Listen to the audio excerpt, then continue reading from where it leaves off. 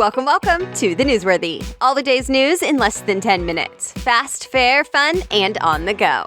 Today, what to know about the investigation surrounding the president and Hurricane Lane. Plus, artificial intelligence and Oprah's new line of frozen pizza. Those stories and many more in less than 10 minutes. I'm Erica Mandy. Today is Friday, August 24th.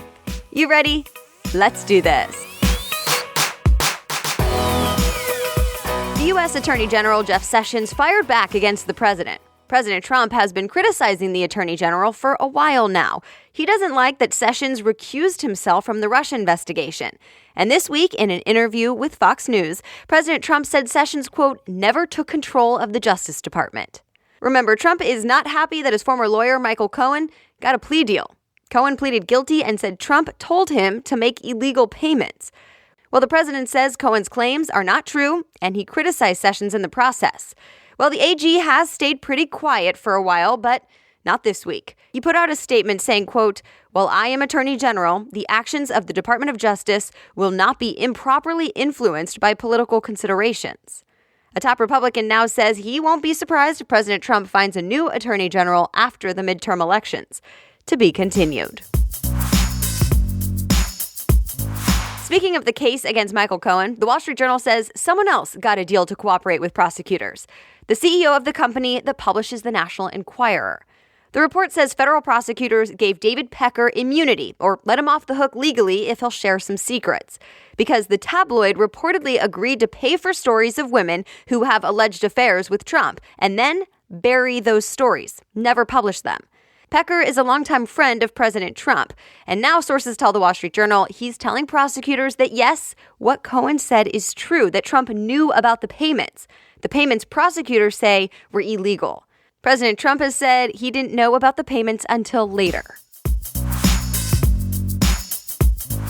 Should schools be allowed to use federal money, federal grants, to buy guns, like to arm teachers? That's the question the education secretary is faced with right now. The Washington Post reports Texas and Oklahoma have asked her. Supporters say these grants leave the door open for school districts to use the money however they see fit in order to make schools safer. Critics, though, say the response to school shootings should be fewer guns, not more. The Post reports it is possible the Trump administration sort of ignores this request for now and doesn't respond one way or the other. Well, it wasn't really a cyber attack. It was all a test. That's the word now from the Democratic National Committee. Turns out what the DNC thought was someone trying to hack into its voter database earlier this week was actually the Michigan Democratic Party just testing the system. Yep, Michigan Democrats hired hackers to simulate an attack, but forgot to tell the National Committee about it. Oops. The state party chairman admitted it was a mistake, but defended efforts to test and improve cybersecurity. By the way, Google says it found some real cyber threats. Google is just the latest tech company this week to announce it found malicious accounts linked to Iran. So now Google says it deleted dozens of accounts on YouTube and other sites that were spreading false information. It's the same type of announcement we heard earlier this week from Facebook and Twitter. All eyes are still on Hurricane Lane impacting Hawaii. CBS News says the storm has been downgraded to a Category 3, but it is still bringing heavy rain, landslides, and flooding to the Big Island. And AccuWeather says the worst of it is expected into Saturday as Lane gets even closer to the islands. Officials say people should be ready for power outages and more flooding. A disaster declaration is already in place to make sure there are extra federal resources there ready to help. The last major storm to hit Hawaii like this was back in 1992. A quick break now to thank our sponsor. Have you heard of FabFitFun? I have to say, I had heard of this box before. I knew it would be good, but I was blown away with how much comes in it. I can now truly say it's the best subscription box I've ever gotten. So if you're not familiar with it, FabFitFun is a seasonal subscription box that will really make it feel like your birthday 4 times a year. It was so much fun getting this box in the mail. I was really surprised by how many quality products and full-sized products came with it. So the fall box includes a cute vegan leather tote, a beauty blender, Glam Glow beauty mask, and even a teapot or coffee press. The list goes on. I don't want to give away all the surprises. I personally love the variety. You get beauty, fitness, fashion, and lifestyle products all in one place. US. So this box is $49.99 and you get a value of more than $200. And you can use the coupon code Newsworthy to get $10 off your first box at fabfitfun.com. They will sell out, so be sure to go to fabfitfun.com, use the code Newsworthy, all one word, Newsworthy, and treat yourself to this fabulous fall box. All right, now back to the news. A new kind of art is about to make history. AI art. AI as in artificial intelligence. Fast Company reports it'll be the first time a major auction house will auction off computer-generated art. Here's how it was created. Artists in Paris gave a computer info on thousands of portraits, then used an algorithm to get the computer to create its own. The art is valued at $7,000 to $10,000. The creators say the money will go toward improving that algorithm to do it all again. The art goes on sale in October.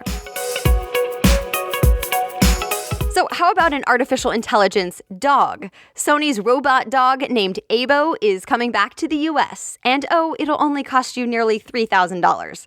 CBS News says the name Aibo, A-I-B-O, comes from artificial intelligence robot. This pet connects to your smartphone. The Verge says it has cameras to recognize your face and respond, and sensors to react when you pet it.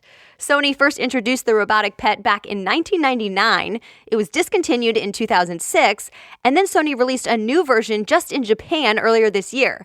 Now, it's coming to the US. They'll go on sale here next month. LOL, NBD, WTF. You've probably heard of at least one of those, right? Like LOL, laugh out loud, or NBD, no big deal. Well, now Bloomberg reports the company Procter & Gamble wants to trademark those terms for cleaning and air freshening products. Apparently, it's trying to reach more millennials with the abbreviations. P&G is the largest consumer goods company in the world. We'll see if they're able to get the trademarks and if the potential new branding actually works. America's largest grocery store chain says it'll be getting rid of single-use plastic bags in all of its stores by the year 2025. USA Today has a statement from the CEO of Kroger. He says the company uses 100 billion plastic bags a year in the U.S., and it's time for a change. But he says it can't happen overnight, so they're giving customers time to adjust.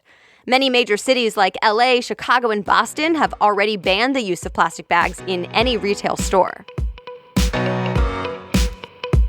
Oprah Pizza. It's happening. CNBC says Oprah Winfrey teamed up with Kraft to launch her own line of frozen pizzas. 1/3 of the pizza crust will be made with cauliflower, and 10% of all profits will be going to charities. Oprah already has a line of soups and side dishes, so this just adds to her food empire. And that's it. You are all caught up for today. Thanks so much again for listening. And don't forget to head on over to fabfitfun.com and use the code Newsworthy to get your subscription box. You can always read more about any of the stories that caught your attention today at thenewsworthy.com.